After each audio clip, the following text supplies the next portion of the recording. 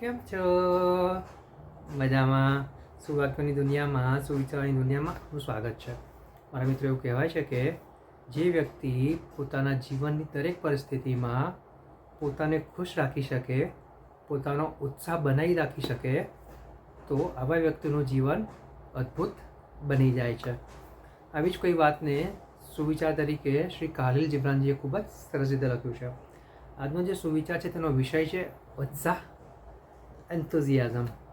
શ્રી કાલિલ જીબ્રાન સાહેબે લખ્યું છે કે અને જો તમે તમારા જીવનના રોજિંદા ચમત્કારો દ્વારા તમારા હૃદયને આશ્ચર્યમાં રાખી શકો, તો તમારું દુઃખ તમારા સુખ કરતાં પણ ઓછું અદ્ભુત નહીં હોઈ શકે. મારા મિત્રો, વાત ગંભીર છે, ઊંડી છે અને એટલી જ મહત્ત્વની છે. અહીંયા જે વાત છે ઉત્સાહની છે, એન્થુઝિયાઝમની છે. આજના આ સમયમાં મોટાભાગના વ્યક્તિઓમાં એ પ્રકારના લક્ષણો જોવા મળતા હોય છે કે વ્યક્તિ જ્યારે પોતાનું ધારેલું કરવા માટે પ્રયાસ કરે અને તે નથી થતું, ત્યારે તે હતાશ થઈ જાય છે, નિરાશ થઈ જાય છે અને દુઃખી થઈ જાય છે. અને દુઃખના કારણે તે તેના આગળના પ્રયાસો કરવાનું પણ છોડી દે છે.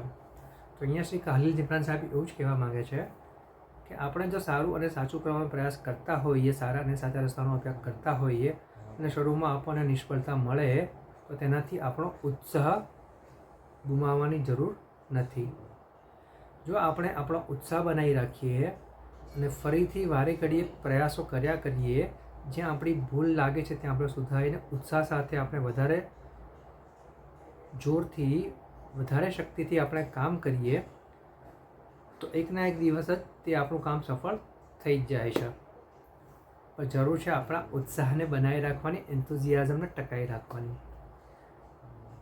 અને જે આપણામાંના મોટાભાગના લોકો નથી કરી શકતા.